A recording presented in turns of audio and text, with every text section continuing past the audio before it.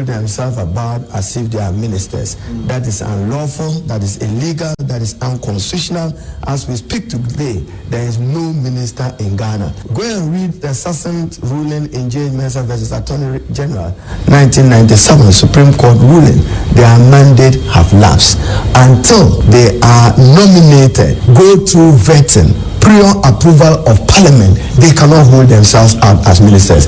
The same J. Mensah of New Patriotic Party questioned when Kwame Pepenko were asked to follow through. So, I mean, there's a Presidential Transition Act. The president must be law-abiding, rule of law. As far as we are concerned, there's nothing like acting minister. The Supreme Court ruling does not recognize an acting minister. So what will the minority do about it? And I say the Supreme Court ruling, J. Mensah versus Attorney General, I have a copy, I'll read to you, does not recognize any person purporting to hold himself as minister and wanting to exercise the authority and mandate of a minister.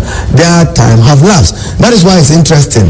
What happened in Parliament? We saw some ministers have been pointed that they gave command to soldiers or military or police at that material time at midnight. There was no minister for defense, there was no minister for interior. Whoever gave that authority acted unlawfully, and we hold him accountable to that. There will be an inquiry to understand some people's conduct and whether that conduct is acceptable in a democracy.